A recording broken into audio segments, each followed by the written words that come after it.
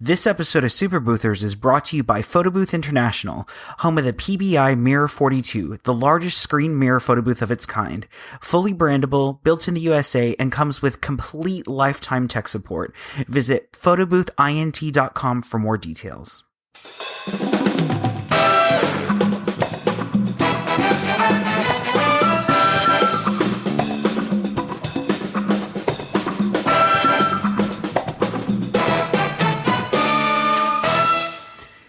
Hello and welcome to Super Boothers. My name is Ryan. And I'm Ismail.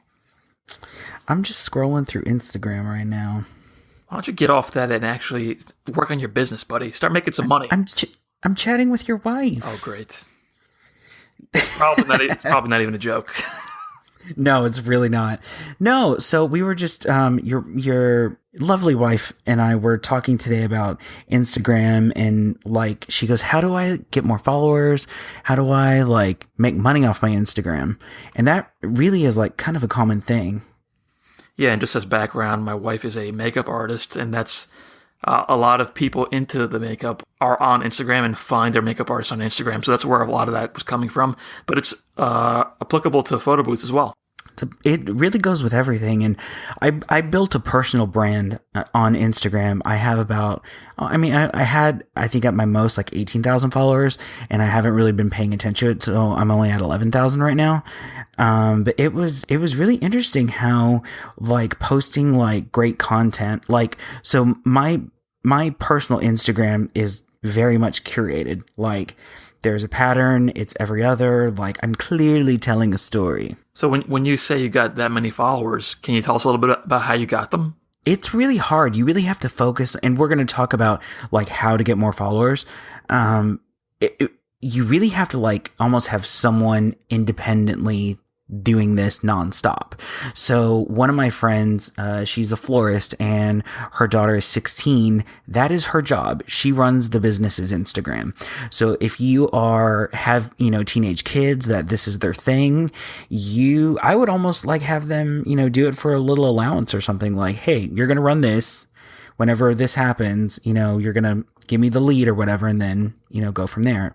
I mean, it's such a mundane task, but it is so important and can make you so much money, like completely by accident. So before we dive into Instagram, let's take it a step back, right? Because this is really social media. And I feel like there's a lot of different platforms out there. It's not like it just used to be in the beginning, or just MySpace or just Facebook and Twitter. There's a lot. Ooh, your age is showing. I know. Friendster, sorry. There was a bulletin board at college. There's just a lot of them, right? And it's gotten to the point where I'm actually not on the newest ones. I'm not on Snapchat. I'm not on these new trendy ones. As a business owner, how do you decide which one to focus on? Do you go on Facebook? Do you go on Twitter? Do you go on Instagram? What do you really focus on, or do you do more than one? So you do Facebook plus one. That's really how it's supposed to work. So everyone just kind of needs to have a Facebook, because there is almost a certain clientele. Well, it actually has the most subscribers and users. Facebook does.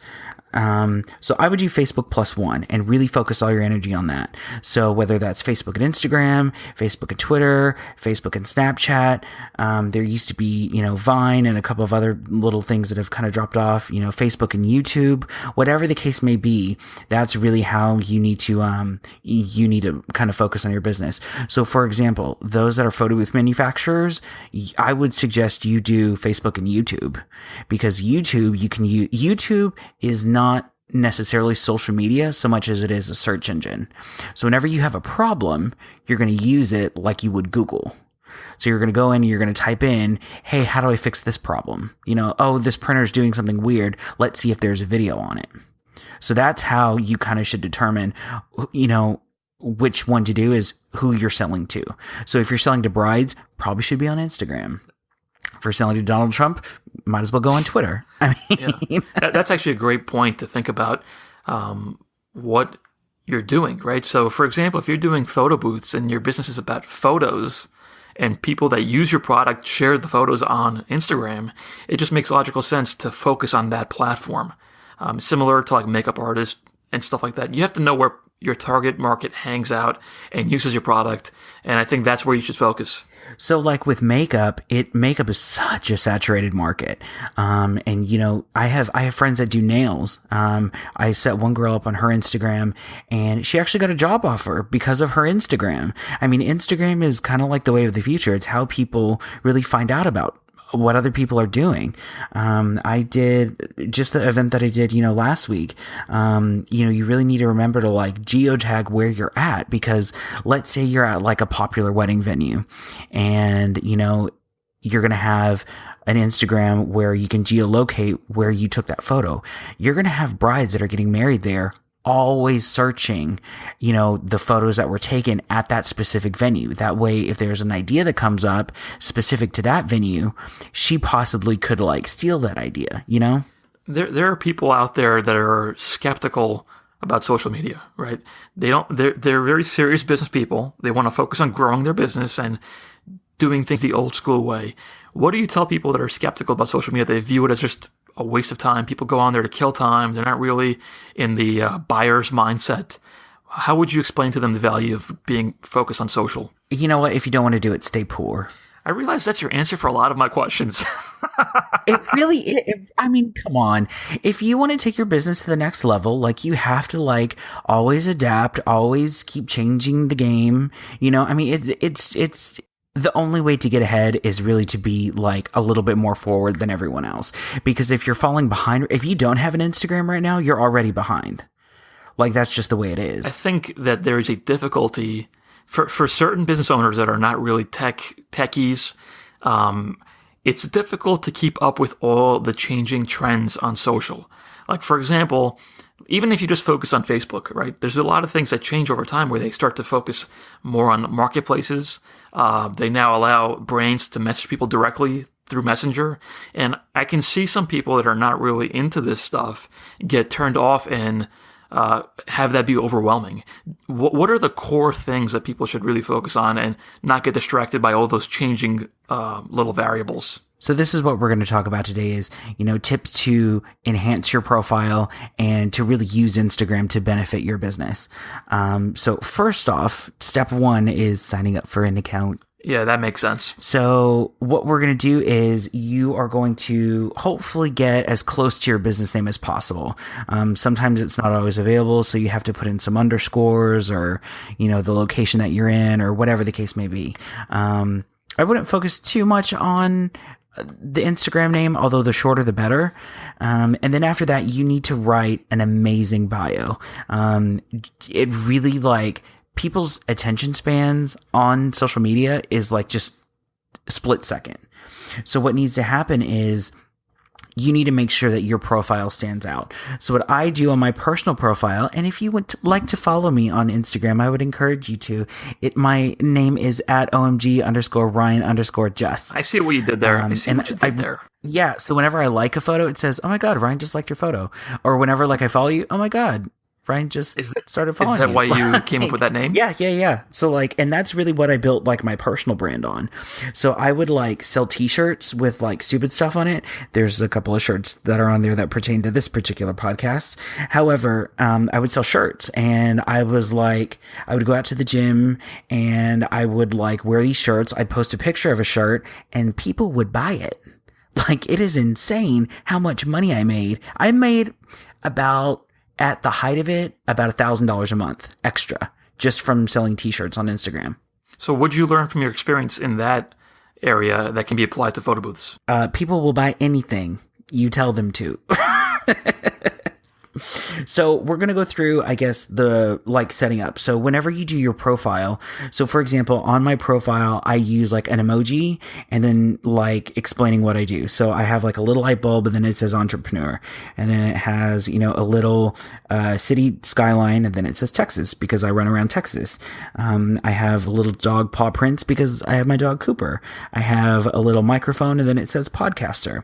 And then it's also really important to put your email in here and then a website so that people know where to find you. That's super It's still important. the case, right, where Instagram only allows you to post one link in your profile? Yes, and that is something that kind of sucks. But that's just the nature of the platform. I actually like that because it really focuses your whole account to one page. So my next question is, what do you think people should have as their link? Should they just go to their homepage, or should they have a landing page?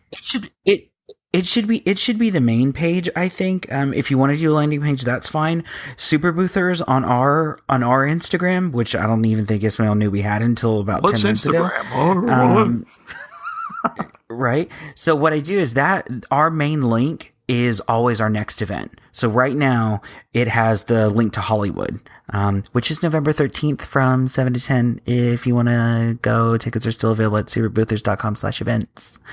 But anyways, so I always change out that link to whatever our, next event is. Yeah, I think the default thing is to just link to your main site. But if it was me, I don't know if this is a good idea, but I would experiment with trying to send people to different pages just to see what works better. Yeah. Sure, or at least send them to like a specific page so you know where Yeah, because everyone's coming from Instagram that clicks that link, and you might want to direct them to something different than people that just find you from somewhere else. So I have to kind of geek out a little bit. So everyone needs to follow Brad, and his Instagram for the business is The Flash Bar. If anyone that does Instagram correct, it's this kid. And Brad just does such an amazing job, and I'm so jealous of it. Like, it's just so amazing. The whole purpose of Instagram is showing what you do in a creative way. You're focusing on the solution that you're providing, not necessarily the products. You're selling like the romance of it, not necessarily like the specific hardware of like what you're actually selling. You're selling what the product can do. I've actually started like picking the brains of people that around me that are getting married and getting engaged and doing events. And I ask them, where'd you find your makeup artist? Where'd you find your hairstylist? Where'd you find your photographer, your photo booth, your DJ? And it really surprised me to hear how many of them got through Instagram. And I actually drill into detail, like how on Instagram? How did you find it? Did someone post something? Did you find it in these, what's that area? The stories, the search? Yeah, stories. And it's fascinating to me that people actually find a lot of their vendors through there. So now that we've established that you got to be there, it's important. What are the nitty-gritty tactics of making most use out of it? So this is another one. Everyone needs to follow Kelly Williams, and hers is at Photobuzz Studios. And it's just a way of, Kelly shares a lot of, I would assume a good chunk of her work. I don't necessarily do that. But what she does is just beyond why amazing. Don't you? It's just, Stumped you. I stumped you live. Well, no, not really. So I'm a little like protective of my work a little bit, and protective of really who my clients are. Like specifically who they are. So I'm not going to post like ultra specific stuff. Like I will post like generic stuff. Like if I post anything, like it's almost 90%. And on that topic, we should mention that people should be careful about sharing things while they're at the event. I think that this was you that told me this story about, yeah.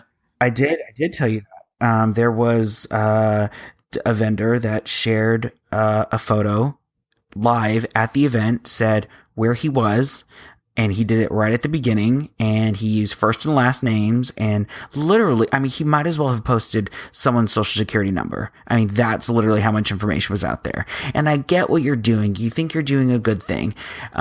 This girl's ex-boyfriend showed up, and it was not pretty. Like, there were police involved, like, there was escorting out, I believe there were beer bottles thrown, like, just don't do that. It is with the privacy of your clients. I'm a little bit more protective of that. Whenever, so I was on the board of Wish Upon a Wedding way back when, which essentially has vendors donate like full-scale weddings to people that are terminally ill and really don't have that much longer to live. I was their social media director and marketing director, and we had a brand book and standards of, what we could and couldn't do. And one of the things that was consistent with just my brand in general, as well as this particular brand, was you do not post specifically where you're at while it's happening. You never post full names. There are some people that do this in a very creative way, and they will post like first initials, like they'll do like R plus I, or, you know, they'll do like something creative, like, and just really somehow like naming the event, whatever, like, oh, it's a winter wonderland or whatever, not necessarily being specific. And that's another thing is on websites, I really hate it whenever people say like, you know, oh, this is, you know, Celine and Renee's wedding. Like, what the hell does that mean? Like, I don't know what I'm looking at. Like, I don't know who these people are. I don't know like what it is, but let's say like their wedding is like green and foresty, and, you know, you could say like, you know, a hidden garden or whatever, a secret garden. Well, that tells me what is going on here, not necessarily their name. So I don't think you should use names to begin with. Don't use specific dates. Whenever you post this stuff, post it after the fact. So you can post about a wedding that you did at the venue that it was at, but don't give specifics. Like, that's just like not cool. It's also common sense. You'd be surprised. I'm not sure that's common in the sense. beginning. You kind of mentioned that it's a lot of work, and you almost may want to have someone do it full time. Why is it so much work? What are you posting? How often are you posting? And do you do it yourself, or do you have other people do it? So this is another thing that what I've done is I do it myself. I do focus on Instagram. Like, that is the one thing that I do focus on. I don't really focus on my Facebook as much, just because I think I have more success with Instagram. However, what I do is, since I can't be at all these events, the big name of the game here is content. Clearly, with Super Boothers, we're creating content at least once a week. I try and do a Facebook Live video once a week. I try and do a blog once a week, although I've been like kind of slacking with that one. So like the goal for me is, you know, to be creating new stuff for Super Boothers, like, you know, 5 to 10 times a week, whatever that may mean. And that could be a posting, that can be, you know, a status update, that can be whatever. I mean, so content really is the name of the game, and just being almost everywhere. Is there a point where you're posting too much? You're overwhelming people? Like, how do you know how often to post? And what is it? Videos? Is it photos? Does it matter? So like, what is the balance, and how often, and what you should be posting? So it does matter. So the first thing is kind of creating like your personal brand. One of the things that I do for businesses is do a brand brief. And what that brand brief is, you know, we kind of figure out what your aesthetic direction of your brand is. So with my personal brand, I posted a lot of like, I post a quote every other day. And on the other content that I post is usually very dark, like dark in colors. I'm not one of those like bright flat lay kind of people. I mean, I do a lot of darker things. That's just me. I like really saturated colors. I mean, I like black and white. I mean, that's a little bit more of me. And a good thing to do is kind of to create, because you're really telling a story here, and you kind of want to figure out like what accounts do you follow that you like. So there are a couple of Instagram accounts that I kind of base my stuff off of a little bit, and just their aesthetic and their brand, and, you know, whatever they post. Another thing is to do content buckets. So what content buckets is splitting up what exactly your content is. So me personally, my content split is personal, and that usually includes like quotes. Fashion, I wear a lot of stupid clothes. I mean, there's a picture of me in a bathtub. Fitness, which I'm getting back into now a little bit more, and food, which is the antithesis of fitness. So, I mean, it's kind of like, you know, you go eat a salad, post a picture of your salad. I have a specific schedule as to like the ideal posting times of the day, based off of, you know, where you're at and what exactly you're doing. You can find out about your particular schedule with what your clients are doing if you have like analytics on your website. So for me personally, people were viewing my content anywhere between 5 p.m. and 10 p.m. Like they're doing it after they got off work. All of my business stuff, the main hits are between noon and 3 p.m. because that's usually when people like they've done the stuff that they need to do in the morning. They're at lunch. They came back and they don't have anything to do during the day. So they're scrolling at my stuff, and that is for the business. Another thing is hashtags. So, you know, you need to create, you know, about 10 hashtags that really represent you. So one of the things I do is, photo booth, whatever city I'm in, hashtag green screen, hashtag photo booth, hashtag, wedding in, whatever specific city I'm in. Hashtags per post, right? At minimum, and yes. I don't know if this is true, but I think I had heard that you should post something and in the first comment put the hashtags, not necessarily putting it in the post itself. You can. They've changed algorithms, so that really doesn't make a difference as much as it used to. It still shows up in as a search, but I mean, yes. So this is something that I just correct. want to make clear to everybody. You should be mindful of all these things, like you were talking about the content buckets, the hashtags, the all the things you were kind of touching on, the personal, every category you're talking about, right? You should be mindful, the timing when you post. However, that can be overwhelming to people. And I don't want people to walk away thinking that, hey, I got to figure all that out before I start using Instagram. What I've seen with Ryan, by being around him at these events, and I remember someone asked us in Dallas, hey, this is a lot of work. I don't have time. How do I get on Instagram and be efficient about my time? And what I told her was that from what I've seen with Ryan, you don't need to spend that much time on it. I mean, I literally see you pull out your phone, snap a quick pic. It takes 2 seconds, and you post it on later or post it right there. Yeah, I will take a million pictures while everything is happening. This is another thing that I've really had to work hard at. And whenever I was a florist, I was the worst at it. You can do the most beautiful work. It does no good if nobody sees it. Right, and like I said, you should be mindful and think about those things, but don't let the pursuit of perfection prevent you from doing anything. Exactly because of what you just said. That doesn't matter how good you are if no one sees it. So you got to at least put something up there. So that's another thing is, and I will put together brand briefs for everyone. I'll put a link in the show notes. One of the things is whenever we do the brand brief is you also need to figure out the direction of where you want to take these people. So like with Super Boothers, I try and do a lot of behind the scenes stuff and like us recording and us at events. And that's the story that I'm telling with Super Boothers. With me personally, I usually do with where I'm going or where I'm at or, what's going on. If I go to a cool restaurant, if I like see a cool hotel lobby or, I go to this amazing pizza place or whatever the case may be, that's the content that I'm sharing.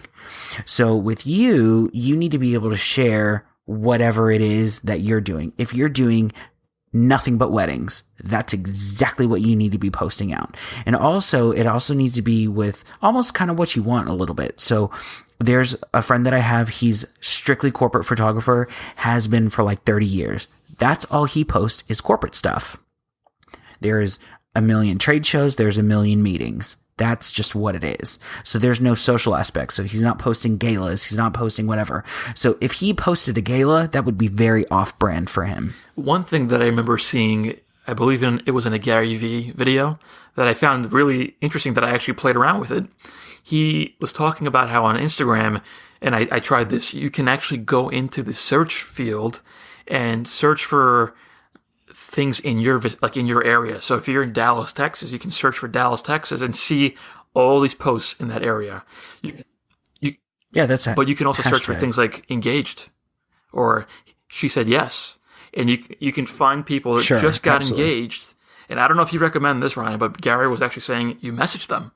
Hey, congratulations! I'm so happy for you. If you need a photo booth for your wedding, please contact us, or something of that extent. And he was talking about how amazing it is in this day and age that you can easily find your target customer and directly reach out to them for free. As it happens. It happens. You might as well do it, like you said. Why not? I mean, absolutely. And that's another thing is, there is a shortcut to this, and there's a running joke about becoming Instagram famous.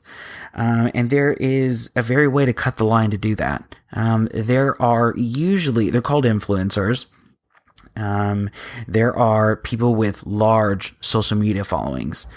If, for example, I did an event with Sarah Jessica Parker, and Sarah Jessica Parker posted a picture of, her and I on Instagram that said, just hanging out with my friend at lunch. and then tagged me at OMG Ryan Just, I would get followers like there's no tomorrow. So there is a way for you to contact those influencers. There, in every single city, there is a person that is like kind of known in Instagram world. In Dallas, one that I follow is Dallas Love List. You can reach out to those people and say, hey, listen, would you like to collab?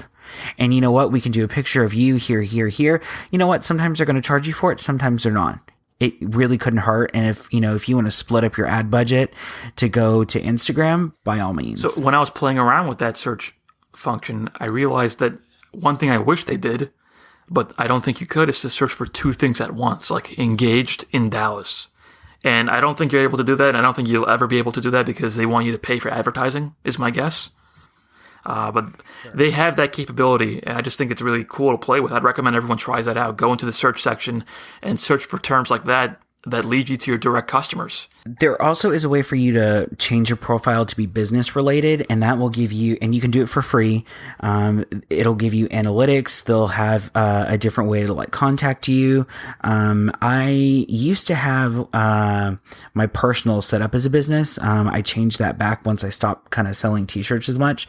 But you can, easily click promote and like create a promotion off of like a previous Instagram post and pay to have it sponsored and show up in people's feeds. And I would always do that stuff on like bridal show weekend, let me tell you. And I don't do bridal shows. I would piggyback off of everyone else. Do you think it's spammy to directly message people that may not even be following you? I don't care. I mean, I personally don't have the kind of time to do that. However, if you have someone to dedicate, like if I had a director of Instagram, I would absolutely expect that person to message every single person that got married or that got engaged within 100 miles of my location. Absolutely. The most someone is going to do is A, block you, or B, say no. And that's all that's going to happen. Or yes, yeah, here, let me give you money. And if they block you, they weren't your customer anyway, so that doesn't really bother you. Sure. And if they say like, oh no, like we're, oh no, we're not really interested, but your work is cool or whatever, like, oh, we don't have the money or, oh, we're not getting married or whatever the case may be. I mean, why not? There are also tools out there. I don't know if you've used them, but there are things like BufferApp, Hootsuite, MeetEdgar, where you can create a lot of your posts in these tools so that they kind of schedule them out for you on Instagram and whatever. So you don't have to constantly be doing it every day yourself. Do you use them? Do you recommend using them? Well, Instagram, so it is against Instagram's terms of use to do anything automated. That is almost the beauty of Instagram. So what you can do with things like Buffer and Hootsuite is you can take photos that are meant for Instagram, put them on, your Buffer, your Twitter, whatever.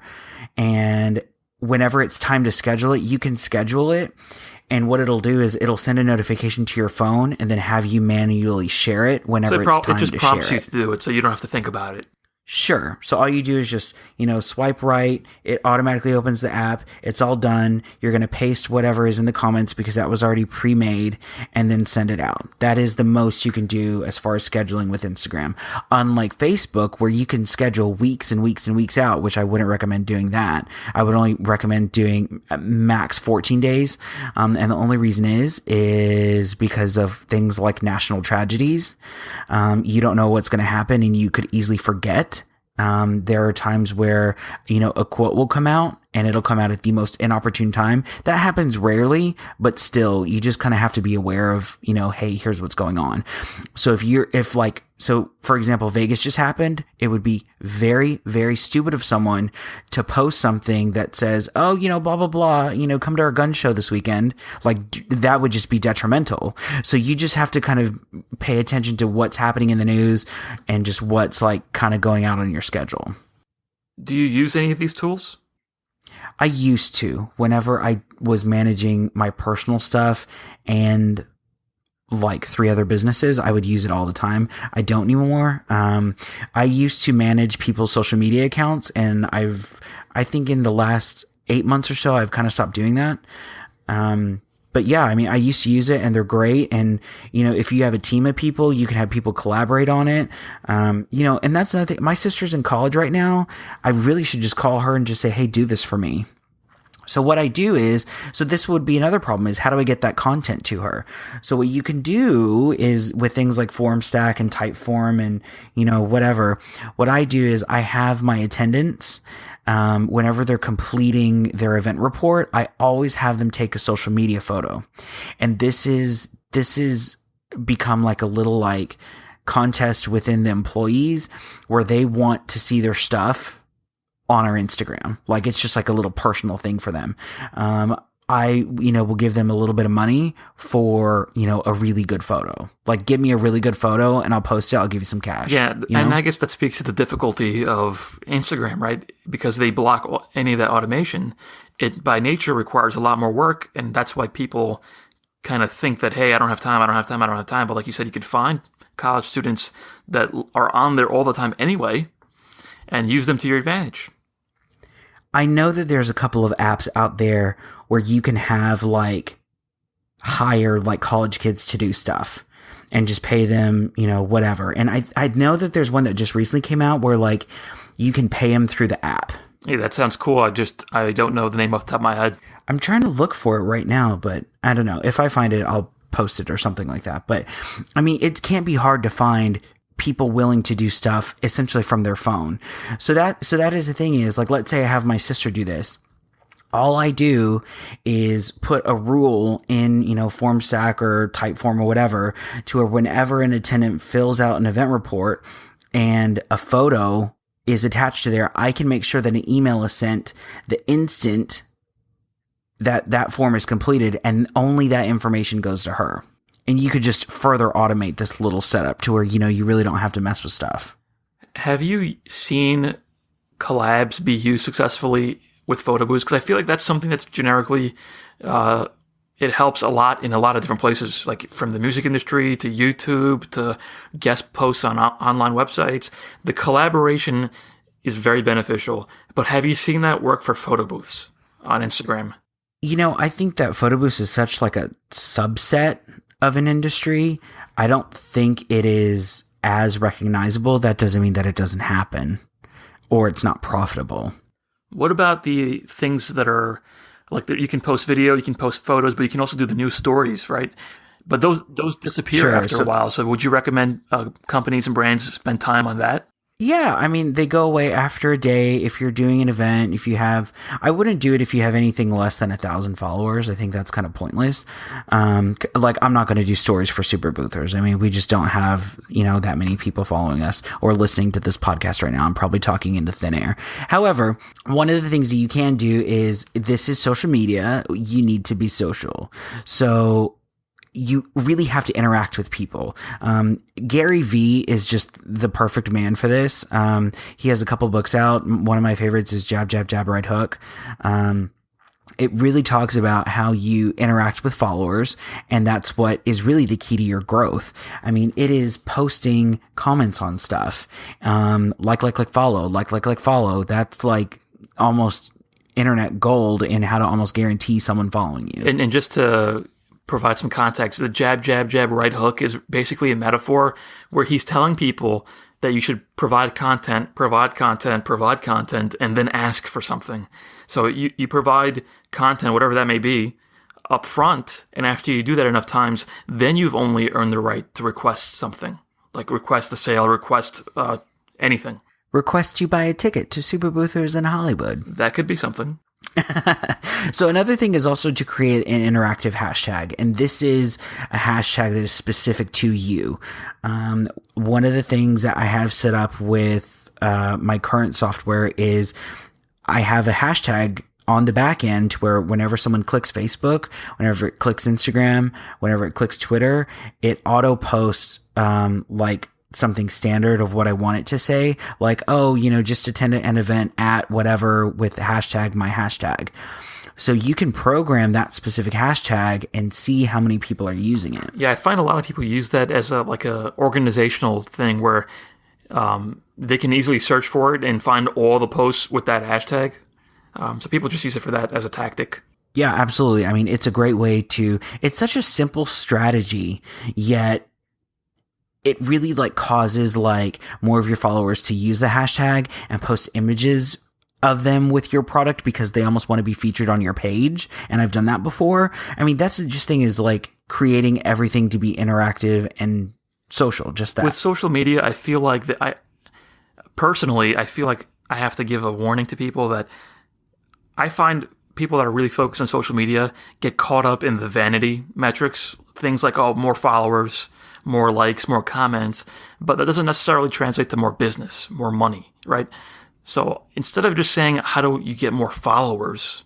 Because there are people that have 100,000 followers and don't make any money. How do you find the right followers and how do you get them to follow you? How do you find your target market, your customers, and get them to follow you or engage with your brand on Instagram? Gary Vee, and this is in the book, and he talks about how I would much rather have 1,000 people that buy from me than 100,000 that don't. And it is really interacting with people specific to your brand. I'm very sure that there are people making a lot of money off of their Instagram and don't have that many followers. I mean, that it's just, and it also depends on what you're selling, and it depends on how you're selling and how often. Instagram is not really the place to sell. I would never ever post, buy from us, click here, we get free whatever. You're not going to get any of that. There are people that have built businesses solely on Instagram selling product and making millions of dollars.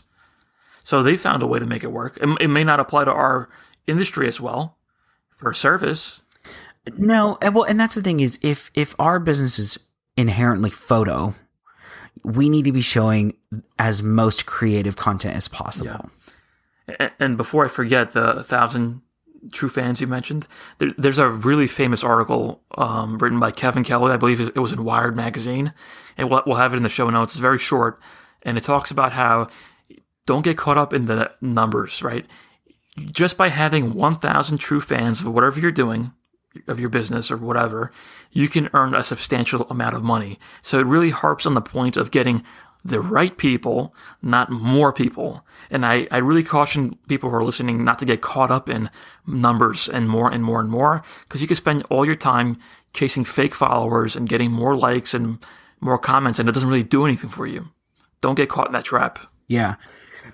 So that's the thing with Instagram is whenever you have the business profile, you can see all the analytics of the people that follow you. It'll tell you the number of impressions, your reach, how many profile views, how many website clicks that you have, what is the age of your followers, where they are.